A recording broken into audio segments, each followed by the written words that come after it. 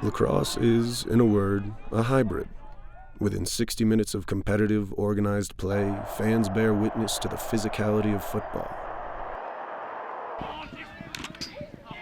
the pace of soccer, the explosiveness of hockey, and more. Amidst this sea of controlled chaos, one player stands alone, seemingly trapped by the very net they choose to protect. A cornerstone of the defense that has a responsibility like none other, lacrosse goalie is statistically the most unfair position in all of sports. The goal, standing 6 feet tall and 6 feet wide, sees shots from all directions and at speeds up to 110 miles per hour. Even after the greatest performance of an athletic career, the determining factor of the contest often comes down to one split second, one moment between shooter and saver. All those perfect passes, all those mind-blowing saves, and every single ounce of personality given in helpless toil over a fate that ultimately might not be yours to control. All right, so first and foremost, how long have you been playing lacrosse? I've been playing for 10 years, so I started in 5th grade. Started in 5th grade, hell yeah. And then how long have those years been you playing a goalie? All 10 years. All 10? Yeah. When I was in 5th grade, I was a big boy. Okay. So. Now, I know there's a lot of shit that never goes your way as a goalie, but if there was one thing that particularly sucked more than anything, what's the hardest part? It's probably just not necessarily how much it sucks, but the hardest part is probably just your mentality.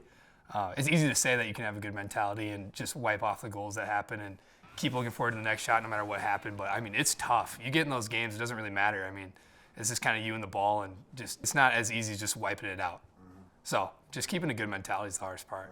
Right. But the worst part is I think it's just kind of how much pressure is put on you just to perform well. I mean, everything kind of comes down to you depending on the games. How do you go about those games that are only one goal apart and you are on the losing end? Do you blame yourself, or do you try to rationalize a different way that loss came to be? So the one goal games those are super interesting because, so Utah State last week, mm-hmm. I definitely find myself way more into those games than I do against mines. There's something that just flips in my head, and I think it flips for a lot of people, that it just means more, and you're there, you're ready to make the save, and I just feel like you're more present. Mm-hmm. But yeah, NDSU, I felt pretty responsible for that. A game can flip. At halftime, I think I had 15 saves and 3 goals against, and then I think the second half I had 4 saves altogether. So just kind of depends how the game's flowing, and you flow as much as the game does. No, it is easily the toughest, mentally, position I've played. There's nothing even close. Yeah. And especially being a part of a team sport where there's 10 of an entire team on one side, and you feel like so much responsibility comes down to just making that save. Yeah, you let in a muffin and you got 30 guys on the sideline going, what just happened? How did you let that in? And you can't explain it to them because they don't get it, but it's tough. All right, so I have to know, because this is kind of personal, what's the worst injury you've gotten as a goalie? My freshman year of high school, I was taking some shots from a senior. He was committed to Marquette at the time, so he had this rocket of a shot and just no mercy. And he hit me 3 times in the same part on the inner part of my thigh. And at the time I was the freshman who was trying to make a name for himself, so I didn't say anything about it, kept playing. I went 2 weeks without having it looked at, and it started to calcificate. And so the bruise actually grew bone in my leg, and I had blood, you could see the blood running from the top of my thigh all the way to the back of my knee. So it took me 2 months. I had to ultrasound it out. That was by far the worst one. Gruesomely unique injuries are a staple of the position, and it's not unlikely for a team to use multiple goalies throughout a season, putting all the more pressure on goalies to stand tall in the face of daunting odds.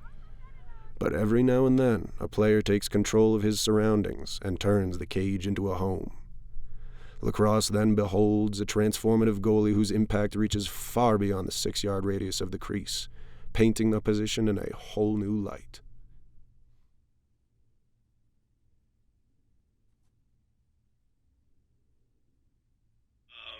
As a competitor, it's I am probably more so than any other sport directly involved in the outcome of the game more than any other sport of any other position. I think it's the second hardest position.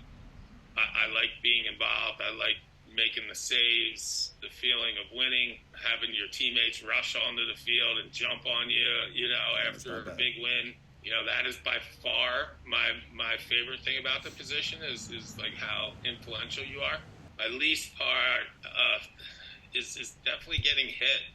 Like getting hit sucks. You can say, it's tough and, builds character, but until you've taken like a 108-mile shot off your kneecap, your forearm, the inner thigh was the worst, especially on those cold days down in Maryland. We were practicing in February and January, so it's like 28 degrees outside.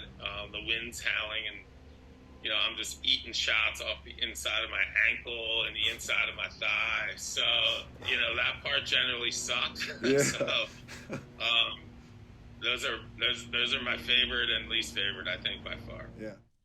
Mm-hmm. Is there any shot in particular, even if it was like a certain player's personal favorite shot over the years, that you found was just the hardest to save? I mean, there was a couple Canadians in my day, Gary Gate and Tom Marachek, that they would just do things, and it wasn't a particular thing. It was more the way they did it. They just would deceive you with around-the-world shots with no angle right between your legs. Like, you couldn't fit, like I gave up this much, and the ball is this big, and they literally, put it right there. John Grant Jr. was another one. So it wasn't really a type of, but the Canadians are tough. They get you going with, they just keep the stick real quiet, and they move their body all around. So it's like, it's very deceptive. So those were some of the guys I struggled with. Statistically, when you're only saving 50% of your shots, and that's considered good, I think, in any other position. So you can, if you look at it statistic-wise, I think it's up there with that. It's hard though. It's definitely hard. So and I like that challenge. That was one of the things that I really liked about it. That it was hard, and you had low expectations, and I tried to take those expectations to the highest levels.